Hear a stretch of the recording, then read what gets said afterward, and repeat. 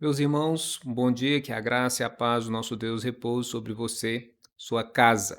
Vamos orar, iniciando mais este momento de estudo da palavra, pedindo ao Senhor a sua bênção e louvando a Deus, porque hoje, mais uma vez, a misericórdia do Senhor se renovou sobre nossas vidas. Oremos, clamemos a Ele o seu socorro constante, a sua direção, toda a sua bênção, porque nós dependemos dEle. Querido Pai, não é realmente, ó Deus, sem propósito esse momento. É por reconhecer que o Senhor é o nosso Deus. O Senhor é o nosso Deus até a morte, diz a sua palavra, nosso guia. E o Senhor nosso Deus é aquele que, com mão forte, com mão poderosa, não só nos dá a cada manhã renovadas as tuas misericórdias sobre nós, mas também dá-nos toda sorte de bênção das regiões celestes, das quais carecemos. Cada detalhe. O Senhor é um Deus tremendo. Nós só temos a te agradecer, a te louvar por tudo que és, tudo que fazes, mas também viemos aqui te pedir humildemente que o Senhor mais uma vez nos dê do teu espírito para expor tua palavra e compreendê-la e assim também colocá-la em prática. É a nossa oração, nós te pedimos isso e agradecidos estamos no nome de Jesus. Amém.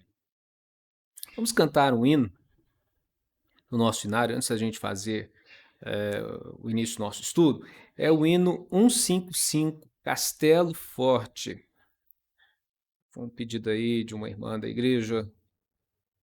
Eu queria louvar a Deus juntamente com você, entoando o Senhor este cântico. Esse cântico tem até um pouco a ver com algumas coisas que nós estamos tratando, né? Falando sobre essa questão das aflições, das dificuldades, dos desertos na nossa vida. Vamos louvar a Deus com essa canção.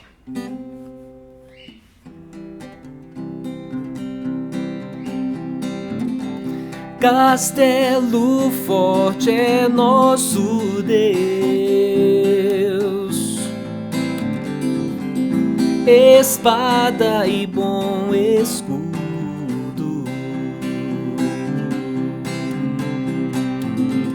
com seu poder defende os seus,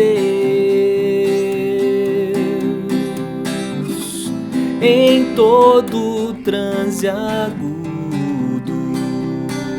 com fúria pertinaz, persegue Satanás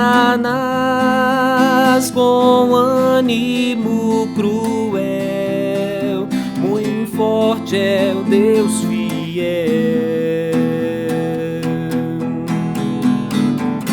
igual não há na terra.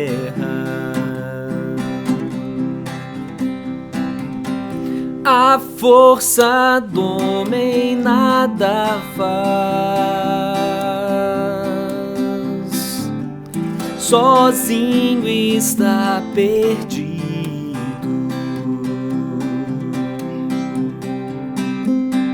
mas nosso Deus socorro traz em seu Filho escolhido. Sabeis quem é Jesus, o que venceu na cruz, Senhor dos altos céus, e sendo o próprio Deus, triunfa na batalha. Se nos quisessem devorar, demônios não contados, não nos iriam derrotar, nem ver-nos assustados. O príncipe do mal, com seu plano infernal, já condenado está, vencido cairá.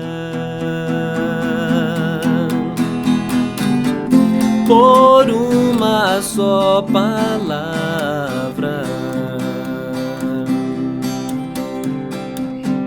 De Deus o Verbo ficará. Sabemos com certeza. E nada nos assustará.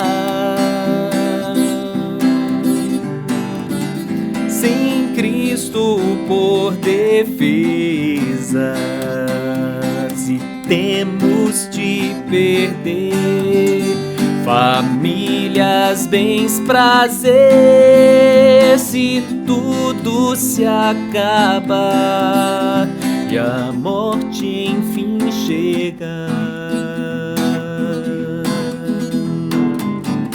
com Ele reinaremos.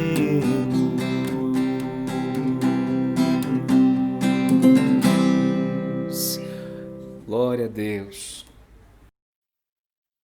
Com Ele reinaremos. Esta vitória só é possível que Deus é o Senhor. Não há outro Deus além desse Deus tremendo, o Senhor Todo-Poderoso, o Senhor dos exércitos. E nós vamos hoje dar sequência ao nosso estudo. O tema é Viajando pelo Deserto. Hoje vamos ver, depois que o Senhor escolheu seus líderes, caso lá Moisés, concedeu também a Arão, a graça de estar conduzindo o povo, ele usando essas pessoas, nós veremos que Deus, na verdade, é quem conduz ao povo pelo deserto. E é Deus, naturalmente, quem conduz o seu povo. Hoje, sempre a sua mão forte e poderosa está agindo. E nós vamos ver inicialmente exatamente isso, a ideia da passagem do texto de Êxodo, no capítulo 13, em que nós veremos que o Senhor vai estar conduzindo o povo através daquele momento ali de saída do Egito e conduzindo este povo através do deserto, ainda que houvesse um outro caminho, aprove o Senhor conduzi-los por aqui. E diz o texto, Êxodo 13, 17. Tendo Faraó deixado o povo ir, Deus não levou pelo caminho da terra dos filisteus, posto que mais perto, pois disse, para que porventura o povo não se arrependa vendo a guerra e torne ao Egito. Porém Deus fez o povo rodear pelo caminho do deserto, perto do Mar Vermelho, e arregimentados subiram os filhos de Israel do Egito. Bom, o que essa passagem tem para nos mostrar é que Deus está por trás dos eventos da história. Nada há fora do controle de Deus, naturalmente. Também é preciso a gente lembrar que esta história não começou pela mão de Deus aqui. Ela está bem antes, mais de 400 anos antes. Deus já havia falado para o seu servo Abraão o que iria acontecer com a sua posteridade, com a sua descendência. Abraão foi chamado por Deus e agora ele está recebendo a seguinte instrução de Deus, capítulo 15 de Gênesis, versos 13 até 16. E diz assim: Então foi-lhe dito, sabe com certeza, Abraão, sabe com certeza que a tua posteridade será peregrina em terra alheia, será reduzida à escravidão e será afligida por 400 anos. Mas também eu julgarei a gente a que tem de sujeitar-se. Preste atenção nisso, eu julgarei, falando do Egito, não é? Pois eles estavam sujeitos aqui ao Egito. E depois sairão com grandes riquezas. Pois bem, você confere isso lá em Êxodo capítulo 3, 22, em que as mulheres foram orientadas a pedir às vizinhas, às pessoas, ouro, prata, toda sorte de suprimento para que eles saíssem do Egito, e foi dessa forma que o Egito foi desposado. Desposado não, despojado. Desposado é outra coisa, né? E diz o texto o seguinte, verso 15, tu irás para os teus pais em paz, falando a Abraão, será sepultado em ditosa velhice. Na quarta geração tornarão para aqui, porque não se encheu ainda a medida da iniquidade dos amorreus. Isso mostra com clareza que Deus é quem está regendo a história. Deus rege a história da minha vida e da sua vida, não apenas do povo dele chamado Israel no passado. Não. Deus, ele é o Deus da história. Ele é o Deus da vida, ele que dá a vida. É ele que chama ao início de dias e ao fim de existência. Logo, nós precisamos temer o Senhor, viver uma vida realmente de confiança, de busca a esse Deus, de reconhecimento da majestade desse Deus. Em Isaías 46, verso 9 e 10, nós temos outra passagem que fala sobre esta realidade. Deixa eu ler para os irmãos. Isaías 46, verso 9 e verso 10. Assim está escrito: Lembrai-vos das coisas passadas da antiguidade. Eu sou Deus, e não há outro. Eu sou Deus, e não há outro semelhante a mim, que desde o princípio anuncio o que há de acontecer e desde a antiguidade as coisas que ainda não sucederam. Que digo, o meu conselho permanecerá de pé, farei toda a minha vontade. É a mesma palavra que propósito ou plano. Então Deus tem um propósito em guiar o seu povo. Deus tem um plano. Deus não é pego de surpresa na história. Ao contrário, Deus, ele está trazendo a história à existência, não só a história de Israel, porque na verdade não é a história de Israel por trás, na verdade é a história de Deus. A Bíblia é a história de Deus, não é a história de Israel. É a história de Deus salvando Israel através dos seus atos majestosos, da sua promessa e trazendo através de Israel, da promessa que ele fez, que é a sua palavra, o seu propósito sendo estabelecido na terra, que é salvar, né, um povo através de um mediador que é Jesus. Então a aliança de Deus, tanto no estágio, né, da antiga aliança, agora o estágio da nova aliança, ela tem um único propósito, que é manifestar os atos salvíficos de Deus através de um mediador, aqueles a quem ele chama e escolhe para si.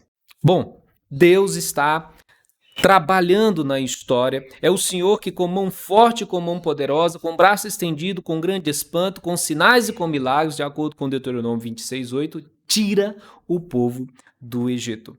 Então, embora o texto diz que Faraó deixou o povo ir, isso não foi um ato da ação bondosa do rei do Egito, de Faraó. Não, de forma alguma. Isso foi um ato da mão de Deus trabalhando, fazendo com que no próprio ato de tirar o povo do Egito, no endurecimento de Faraó, enfim, na travessia do deserto, na travessia do mar, em várias outras passagens desse processo histórico, Deus manifestasse o seu poder, a sua glória, porque é assim que ele fez e é assim que ele faz. Então, você tem outra passagem de Moisés em Deuteronômio 7:8, em que ele diz o seguinte: a saída como um ato soberano de Deus, de forma clara, uma operação de resgate, de libertação, que Israel não foi escolhido porque era um povo bonitinho, bonzinho e que merecia, ou era um grande povo de destaque. Não, antes pelo contrário. O texto diz: porque o Senhor vos amava, e para guardar o juramento que fizera a vossos pais, como eu comecei a dizer aqui, de Abraão, né? O Senhor vos tirou com mão poderosa e vos resgatou da casa da servidão, do poder de Faraó, rei do Egito. Então é isso que acontece. Deus é um Deus que opera através dos tempos, de todas as eras, de todos os séculos e até hoje, e assim será até o fim. Ele é o Senhor da história. Então ele está por trás dos eventos da história de alguma forma. Não que Deus produza os eventos de forma a realmente fazer com que uma coisa ou outra necessariamente tenha que acontecer, mas até mesmo quando as coisas estão acontecendo, elas certamente estão acontecendo de acordo com os desígnios de Deus e para manifestar a sua glória. Então, você pode ver eventos da história que foram eventos tristes, eventos catastróficos, eventos difíceis, mas pode ter certeza que mesmo esses eventos, eles serviram para glorificar a Deus.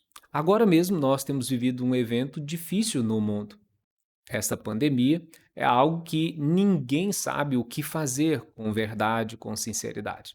Nem poderosos, nem fracos, não é? Vamos dizer assim, nem homens de recursos ou com recurso algum, nem sábios, nem pessoas simples, nem governantes, nem cientistas, ninguém sabe. Ninguém tem resposta, mas com certeza essas coisas estão acontecendo para a glória do nome do nosso Deus. Deus, ele não é pego de surpresa nesse sentido, né? Então, vejamos algumas coisas mais sobre este assunto. Ah, Deus tira o povo do Egito, é Ele que está salvando o seu povo. Em Colossenses 1,13, nós temos escrito: Ele nos libertou do império das trevas e nos transportou para o reino do Filho do seu amor. Então, isso aponta para uma realidade que Israel serve como um tipo, né, da igreja. Israel está sendo libertado, assim como a igreja é liberta pelo poder de Deus, de sua graça, em Cristo Jesus. Então o Senhor veio para nos livrar do império das trevas, né? No Egito, por assim dizer, né, como uma referência aí de mundo, né, ou do pecado. Então, nós temos isso na Escritura. Nós temos, por exemplo, em João, capítulo 6, verso 37, o seguinte: todo aquele que o Pai me dá, esse virá a mim, e o que vem a mim, de modo nenhum, eu lançarei fora. Então, você percebe com isso que é Deus quem está trazendo os seus atos gloriosos, atos de redenção, de salvação, para colocar o seu povo no lugar que ele está preparando ao seu lado. Um povo que, vamos pensar, os homens, né, que antes mortos, agora são vivificados por ele mesmo através da obra de Cristo Jesus. Então, é isso que nós temos aqui. Deus, ele está conduzindo a história dessa forma, e este é o propósito que Deus tem de mostrar a sua graça ao homem pecador, de trazer a este que ele escolhe, que ele elege, para ser seu povo, né, esta graça redentora. E isso acontece no processo da história, na vida de cada um que ele chama, em cada tempo, em cada lugar, de cada família específica, como ele mesmo disse para Abraão, que em Abraão seriam benditas todas as famílias da terra, e Abraão que é um tipo de Cristo nesse sentido, né? Porque na verdade o abençoador, né, seria o descendente de Abraão, ou um descendente vindo a partir de Abraão, né, da sua linhagem, que seria Jesus, o Messias. Então Deus, ele está trazendo essa graça, essa bênção sobre Israel. Mas é Deus quem carrega o seu povo no colo. É Deus quem conduz o seu povo em seus fortes braços. Então Deus liberta o povo e os conduz para a terra prometida. Então o texto diz que Deus não o levou pelo caminho dos filisteus, ainda que um caminho menor, mais curto, mas os levou por um outro caminho. Então a ênfase aqui está no verbo levar, no verbo carregar, assim como uma mãe carrega o seu filho. Então Isaías diz assim, ó: ouvi-me, ó casa de Jacó e todo o restante da casa de Israel, vós a quem desde o nascimento carrego e levo nos braços desde o ventre materno, até a vossa velhice eu serei o mesmo, e ainda até as cãs eu vos carregarei. Já o tenho feito, levar-vos-ei, pois, carregar-vos-ei e vos salvarei. Isaías 46, versos 3 e 4. Então, é Deus carregando o seu povo, é Deus conduzindo o seu povo, é Deus que está levando o seu povo. Moisés, ele chega a afirmar assim, em Deuteronômio 32, 11 e 12, fazendo uma comparação como a águia. Ele diz: como a águia desperta a sua ninhada e voeja sobre os seus filhotes, estende as asas e, tomando-os, os leva sobre elas, assim só o Senhor o guiou e não havia com ele Deus estranho. Então não há dúvidas que Deus está no comando, Deus está conduzindo, Deus está levando o seu povo pelo deserto, né? Conduzindo o seu povo nos momentos de aflição, de adversidade, de dificuldade, mas também mesmo nos momentos de oásis, de bonança. É Deus que está nos carregando no colo, né? Aquela famoso quadro lá, Pegadas na Areia, lembra? Que normalmente é dito que a pessoa não entendia, que nos momentos mais difíceis ela só via um par de pegadas na areia, como ela imaginando que fosse o dela, mas a resposta é não. Naquele momento eu carregava você no colo. Para mim, esse quadro ele conta só parte daquilo que é verdadeiro. Na verdade, Deus nos carrega no colo mesmo nos momentos mais doces, mais tranquilos da nossa vida, porque se não fosse a mão do Senhor, se não fosse Deus na nossa vida, nós ainda estaríamos mortos dos nossos delitos e pecados. Ainda nós estaríamos longe, né, perdidos, totalmente perdidos. Então Deus é que nos conduz, Deus é que nos leva, Deus é que nos carrega. E há um propósito para isso, né? Pela direção de Deus, pelo caminhar de Deus conosco, pela condução de Deus conosco. Há um propósito, Deus quer que a gente aprenda isso, né? Ele é aquele que aponta o caminho. Veja bem, versos 17 e 18, capítulo 13, né?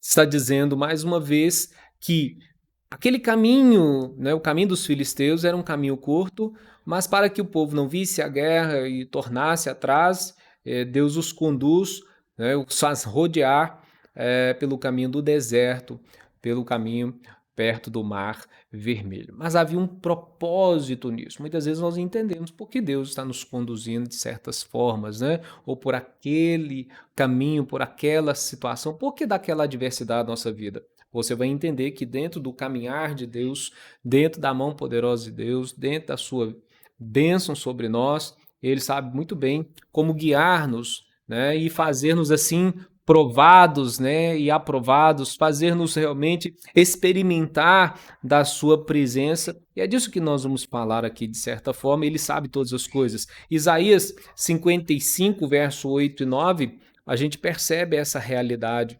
Esse texto é outro que vale a pena ler, falamos disso há alguns dias. Porque assim como os céus são mais altos do que a terra, assim são os meus caminhos mais altos do que os vossos caminhos, e os meus pensamentos mais altos que os vossos pensamentos. Então, o caminho de Deus é excelente. Deus conhece todas as coisas. No Salmo 25, versículo 4, o salmista fala o seguinte: faz-me, Senhor, conhecer os teus caminhos, ensina-me, Senhor, as tuas veredas. Então, a gente precisa estar em oração, a gente precisa estar em plena sujeição, em plena dependência de Deus, o Senhor, porque é isso que faz toda a diferença na vida do servo do Senhor. Jesus ensinou-nos isso na sua vida, né? Não só aqui, por exemplo, em Marcos 6:46, que ele sobe ao monte para orar, mas Jesus, em vários momentos de sua história, de sua vida, ele se retirava para lugares solitários a fim de orar, ele dependia do Pai. Então ele é o maior exemplo do que eu e você, como servos do Senhor, precisamos fazer, é orar, é confiar, é pedir Ele para dirigir-nos no caminho que nós devemos seguir. E o caminho que nós devemos seguir é o caminho que Ele traça, é o caminho dele, é o caminho de Deus, porque esse sim é um caminho reto, é um caminho onde nós temos plena dependência do Senhor, onde mesmo passando por provas, né, nós temos a presença dEle, nós temos que olhar firmemente para Ele, nós vamos vencer com essa confiança, com essa perseverança, não é, essa dependência que é a oração. Então, é para a gente ser conduzido, é para a gente ouvir a voz dele, é para a gente aprender o caminho dele, é para a gente ser aprovado, é para a gente não cair nas tentações, porque nos caminhos de nossa vida, nossa existência, em N momentos, nós vamos ser tentados. Jesus foi tentado, não só ali no deserto, mas ele sempre venceu. Não só porque era o Filho de Deus, mas porque viveu em plena sujeição a Deus, em obediência plena, conhecendo o Senhor, conhecendo o caminho do Senhor, a agenda do Senhor, o propósito de Deus para a vida dele. E assim precisa ser a minha e a sua vida. Nosso Deus está nos conduzindo, mas é responsabilidade nossa buscar conhecer o Senhor cada dia. Israel ainda não conhecia a Deus como deveria, Israel ainda haveria de aprender muito nesta caminhada, na condução do Senhor. Mas vamos dar sequência para a gente poder entender melhor isso aqui. Hebreus capítulo... Aliás, antes, Lucas 22:40. Lucas capítulo 22, versículo 40. Chegado ao lugar escolhido, Jesus disse: orai para que não entreis em tentação. Então, ele nos guia para a gente poder desenvolver isso em nossa vida. Ele está trabalhando em nós. Daqui a pouco vamos falar um pouco sobre santificação. Então, ele está trabalhando. Isso é um dos propósitos de Deus, né? Quando ele está nos guiando, nos conduzindo, é porque ele está trabalhando em nós, está nos aperfeiçoando. E Hebreus, lá no capítulo 3, vai falar o seguinte: carta aos Hebreus, capítulo de número 3, versículo 8, até o verso 19.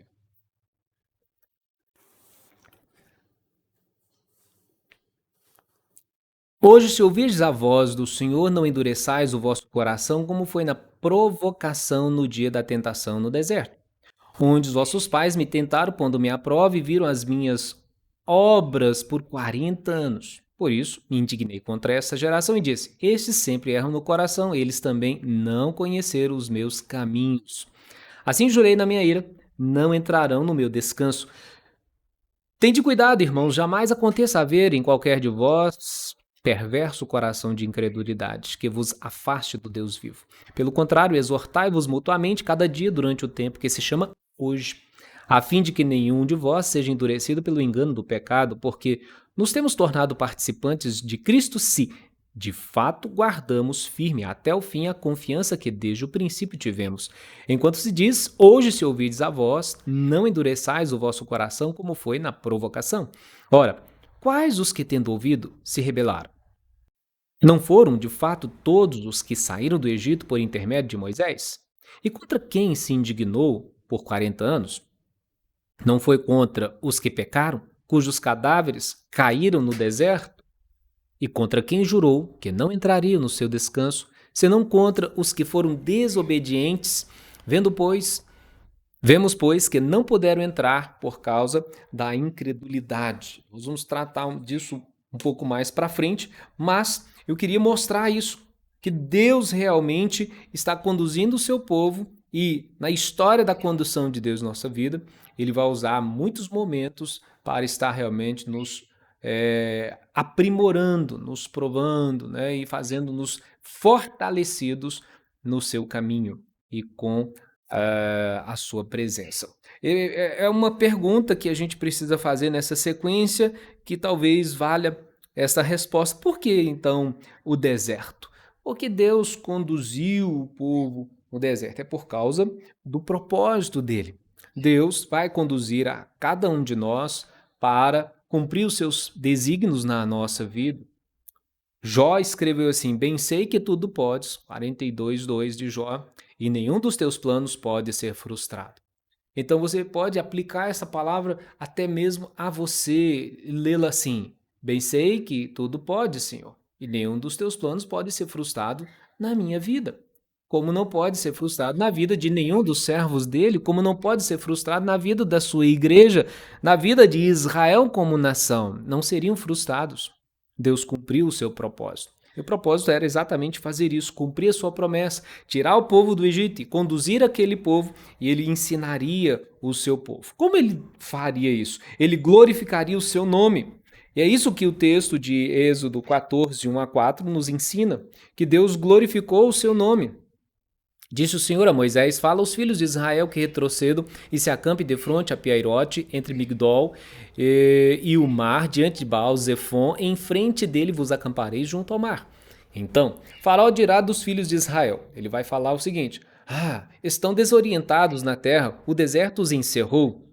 Endurecerei o coração de Faraó, diz Deus, né, para que os perseguir Israel, e serei glorificado em Faraó e em todo o seu exército, e saberão os egípcios que eu sou o Senhor. Assim eles o fizeram.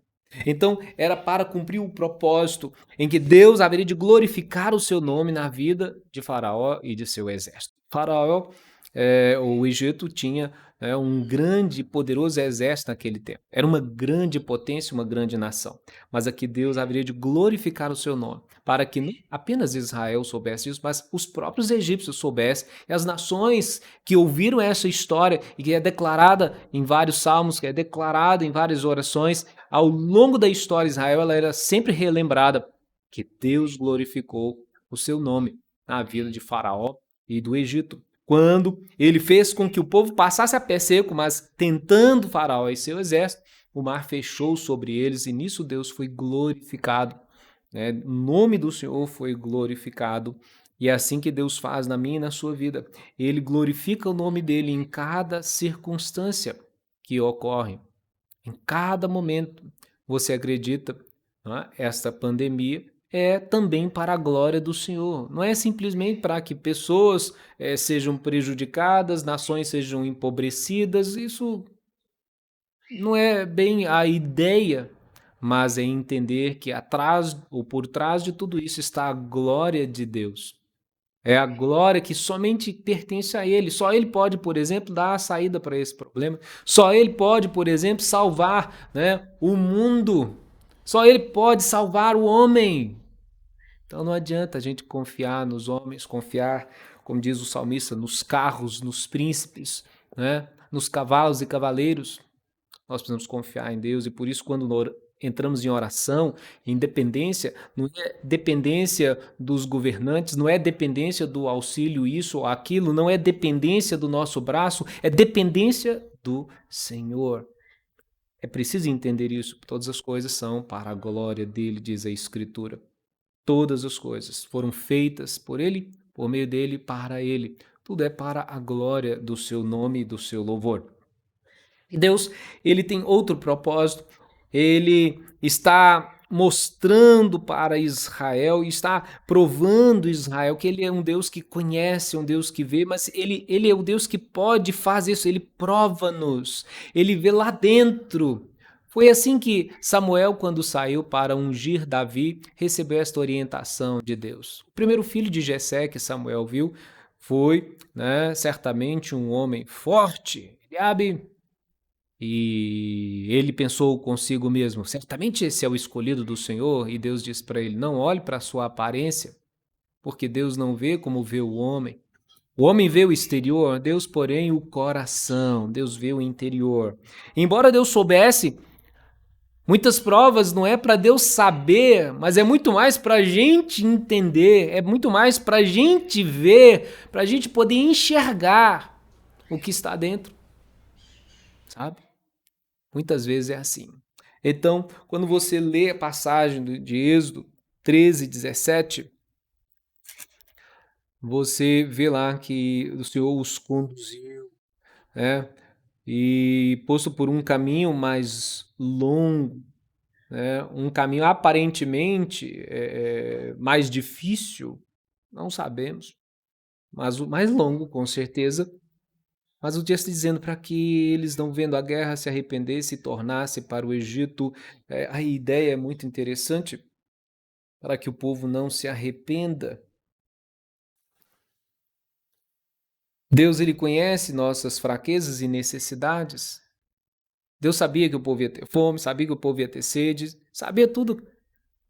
Mas a questão é como nós reagimos diante das adversidades. E foi assim que aconteceu com Israel. Diante das adversidades do deserto, eles reagiram de forma negativa. Deus estava revelando para eles mesmos o que estava lá dentro. Ao invés de coragem, medo. Ao invés de confiança, falta de fé, incredulidade. Ao invés de gratidão, murmuração. Então eram fraquezas. Que o texto diz que Deus prova os nossos corações. Então, isso é algo que a gente aprende na Escritura. Quando você lê em Deuteronômio 8, 2 a 4, Moisés assim narrou: Recordar-te-ás de todo o caminho pelo qual o Senhor teu Deus te guiou no deserto estes 40 anos para te humilhar, para te provar, para saber o que estava no teu coração, se guardarias ou não os seus mandamentos. Ele te humilhou e te deixou ter fome, te sustentou com maná que tu não conhecias, nem teus pais o conheciam, para te dar a entender que não só de pão viverá o homem, mas de tudo que procede da boca do Senhor viverá o homem.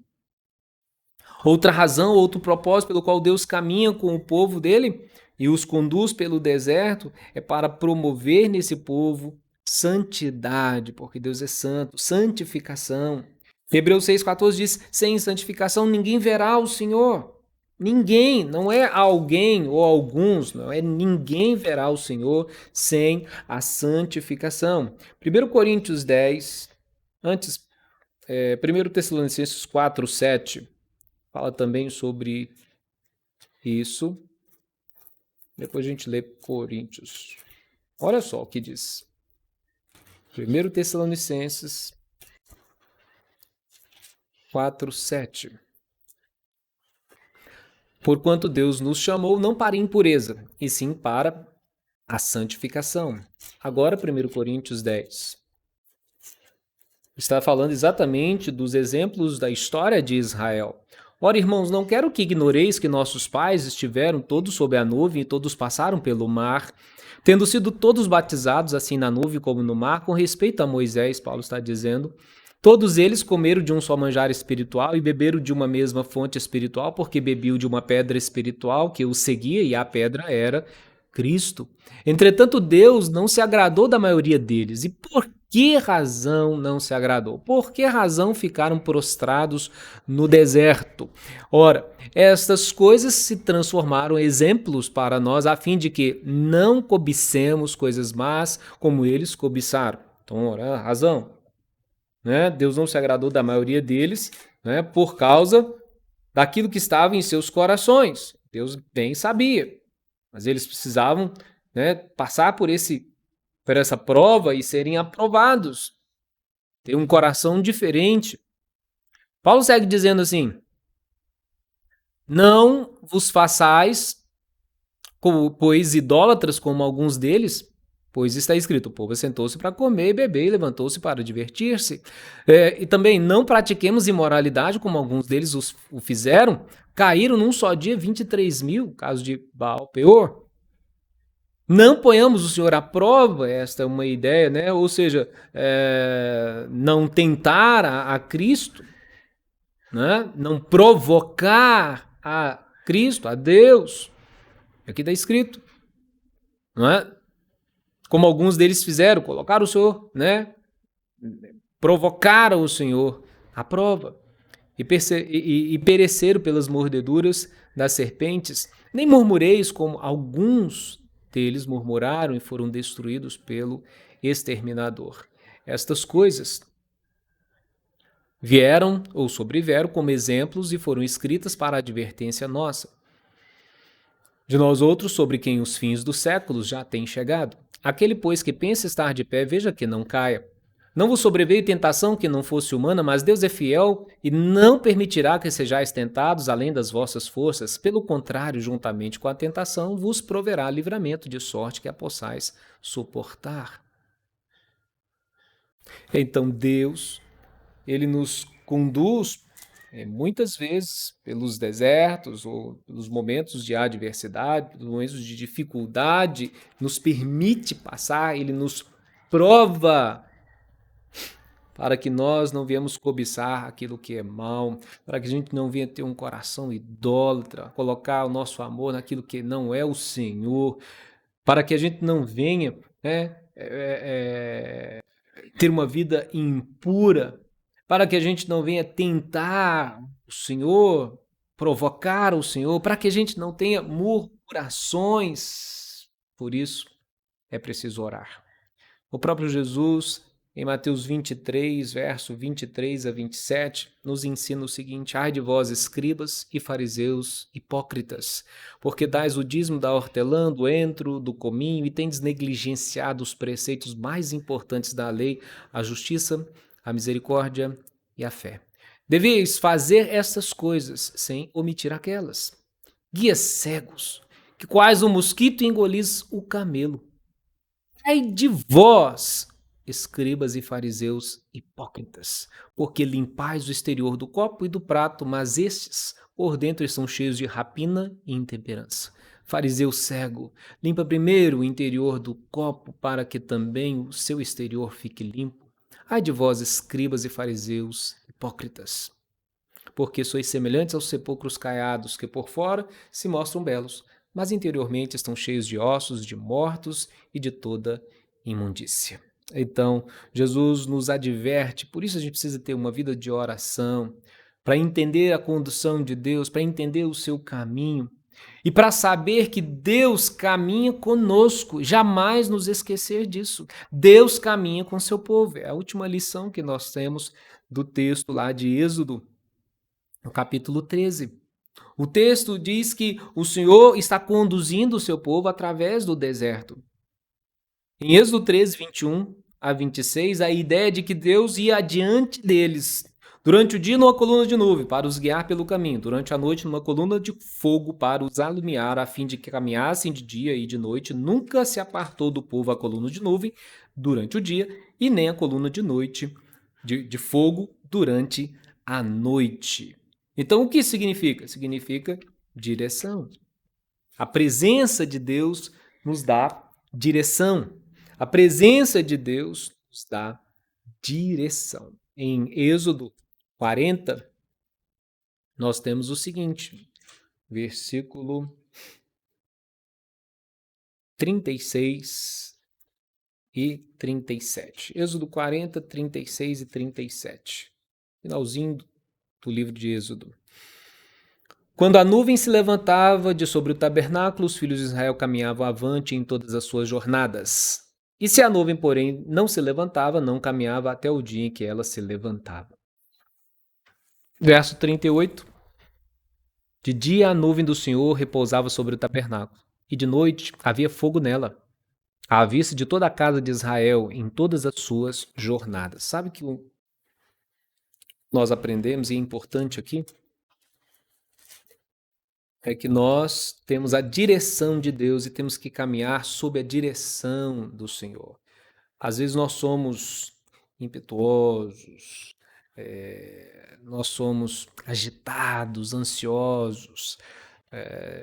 Não é a ousadia. Ser ousado é até bom, né? A gente tem que ter ousadia e confiança em muitas coisas, mas a ideia aqui é nós às vezes queremos passar o carro na frente dos bois. Nós queremos criar o próprio caminho, a própria saída. Mas aqui a nuvem, ela é que ditava a caminhada. Ela que ditava o caminho. Assim é a presença de Deus na nossa vida. Se a gente considerar a presença de Deus, nós vamos sempre buscar a Deus, buscar a sua direção para saber o que vamos fazer, quando vamos fazer e por que vamos fazer. Desde que seja para a glória dele. Então isso que ajuda a gente a compreender e por que orar pela direção do Senhor em nossa vida, mesmo sobre coisas simples, é depender de Deus. O homem está, principalmente o homem moderno, né? Confiando muito na tecnologia, confiando muito em si mesmo. Nós temos que voltar nossos olhos para o Senhor. É dele que vem a direção. Nosso coração diz Provérbios, pode até fazer planos, mas a direção, a palavra certa, venha da boca do Senhor. A resposta, a direção vem de Deus. Moisés, no Êxodo 33, 15, escreveu assim: então lhe disse Moisés, se a tua presença não vai comigo, não nos faça subir deste lugar. Por que Moisés está falando isso? Porque ele pediu a Deus que fosse com ele. Deus está dizendo, Moisés, você vai com esse povo aí, eu não vou não. Mas Moisés tinha consciência que não havia como andar sem Deus, sem a presença de Deus, sem a direção de Deus. Por isso Moisés está dizendo, Senhor, se o Senhor não vai comigo, então não faça a gente sair daqui. É preciso ter esse entendimento e orar a Deus pedindo sempre isso, Senhor, nos ajude. Se o Senhor não vai conosco, se o Senhor não vai trabalhar, não vai operar, se o Senhor não está à frente, se o Senhor não é a nossa retaguarda, então, para que sair daqui? vamos morrer, vamos falhar, vamos perecer. Mas se Deus está conosco, Ele é o nosso refúgio, Ele é a nossa fortaleza, Ele é a certeza da vitória e Ele é o Deus Todo-Poderoso. A presença dele não só indica direção, mas lembra-nos também que ela é segurança. Veja bem, né? Uma coluna de nuvem no meio do sol causticante no deserto vai trazer refrigério. Uma coluna de fogo no frio da noite do deserto vai trazer calor. Deus cuida do seu povo. É assim que Deus cuida de mim, de você, sua presença. É como essa nuvem de dia, como uma coluna de fogo à noite, a noite mais fria. Na dificuldade mais terrível, Deus é Emanuel, mas é preciso buscar a sua presença, diz a Escritura. Ela nos desafia, a Bíblia nos desafia, buscai a minha presença. O salmista diz, buscarei, pois, Senhor, a tua presença. Eu e você precisamos fazer a mesma coisa. Então, a presença de Deus é também algo para nos lembrar que ela nos encoraja. Ela não é só segurança e proteção, ela significa encorajamento, ela significa capacitação, né? É encorajamento para a gente realizar uma tarefa que Deus nos dá. Em Êxodo 3:12, a gente percebe isso em relação a Moisés. Êxodo capítulo 3, versículo 12.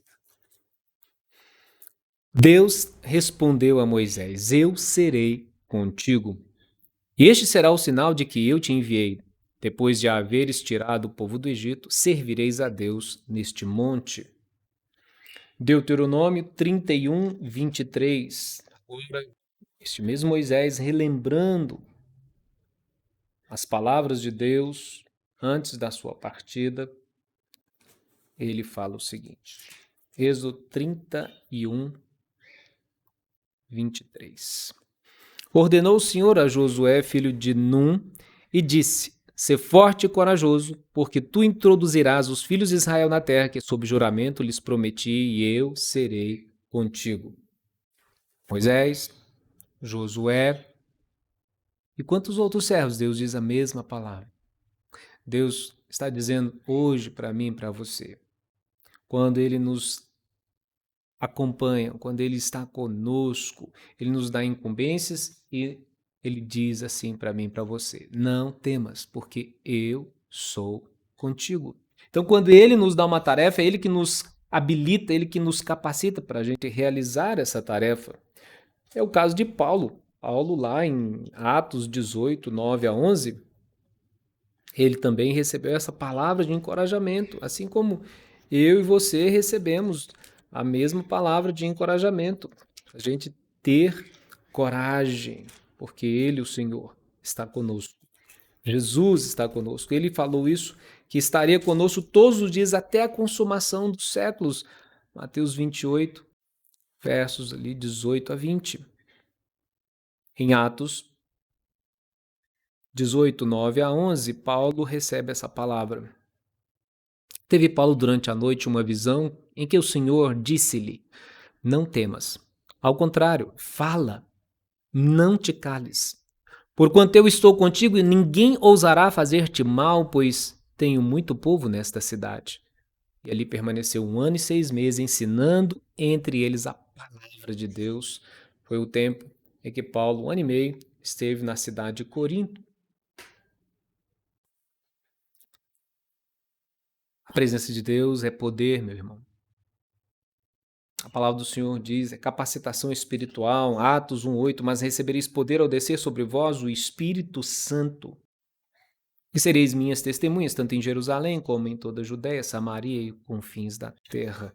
Ou seja, é poder para lutar, é poder para perseverar, é poder para fazer a obra de Deus, é poder para pregar a palavra de Deus, é poder para glorificar a Deus. Não é poder simplesmente, como alguns talvez imaginem, para ganhar coisas, para conquistar coisas. Não é esse tipo de poder. É o poder para fazer a vontade do Senhor, é o poder para andar na condução do Senhor, sob as mãos poderosas do Senhor, para fazer a vontade do Senhor, é poder para glorificar a Deus. Esse é o poder. A sua presença está conosco. Em João 15, versos 2 e verso 8, diz o seguinte: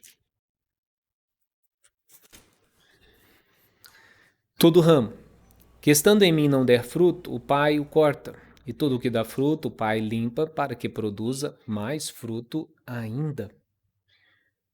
Verso 8: nisto é glorificado o meu Pai, em que deis muito fruto, e assim vos tornareis meus discípulos. Então esse é o poder de Deus na nossa vida. É o poder para multiplicação, é o poder para frutificação, é o poder para testemunho. Então não devemos temer, pois a presença dele está conosco.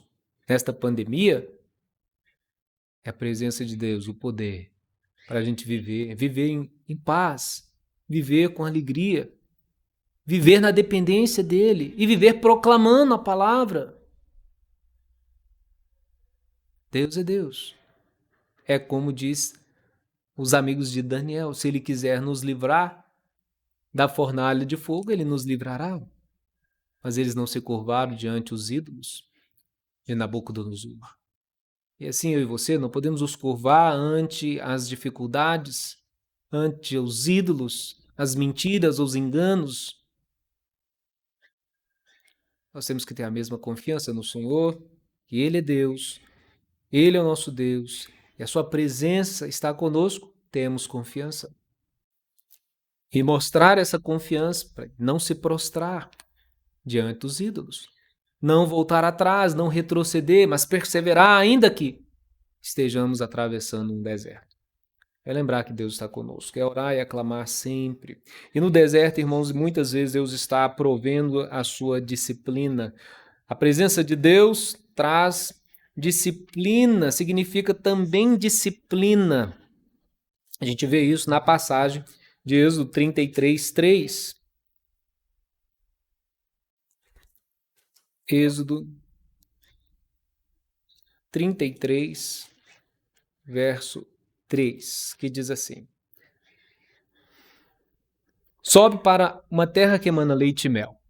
Eu, porém, não subirei no meio de ti, porque és povo de dura cerviz, para que não te consuma eu no caminho. Deus está dizendo isso para Moisés, falando que ele não subiria com o povo, mas mandaria o seu anjo para não consumir o povo. Isso mostra a santidade de Deus, e o povo ainda não estava pronto. Mas Deus haveria de trabalhar no seu povo, como eu falei, sobre a santificação.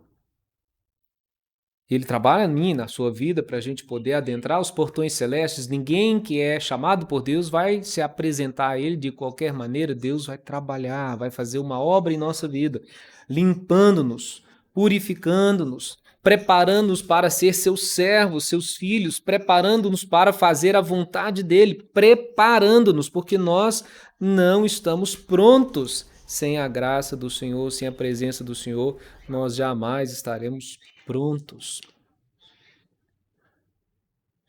Em Oséias, capítulo 14, verso 9, diz assim: quem é sábio, que entenda essas coisas. Quem é prudente, que a saiba, porque os caminhos do Senhor são retos, santos. Tá vendo? E justos andarão nele, os justos andarão neles, mas os transgressores neles cairão.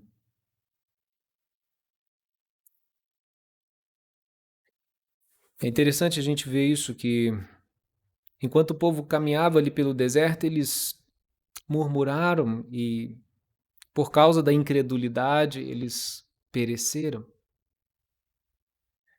Mas não é o que Deus quer na minha e na sua vida. Deus quer que a gente persevere e Ele vai nos ajudar na perseverança. Deus quer que a gente seja santificado, Ele vai nos ajudar a ser santificados.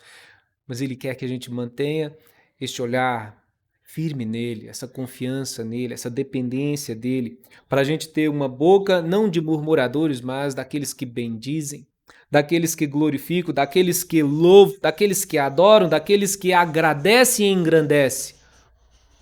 Deus Todo-Poderoso é o Senhor. Deus está conosco. É assim que ele conduz o povo dele, através da história, né?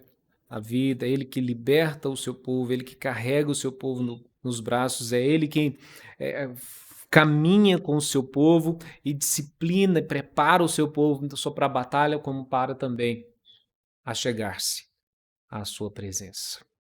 Que Deus nos ajude, que a gente possa ter uma vida de oração constante, pedindo sempre a Ele, clamando sempre a Ele para estar andando sempre na sua presença, andando sempre ao lado do Senhor, Deus sempre conosco, andando sempre sob a sua poderosa mão, sempre no seu caminho, no seu caminhar. Isso vai fazer com que a gente esteja cada dia melhor preparados para ser um instrumento que Ele quer e fazer aquilo que lhe agrada. Que o Senhor nos ajude. Em nome de Jesus. Vamos orar. Senhor Deus, dá-nos esta bênção.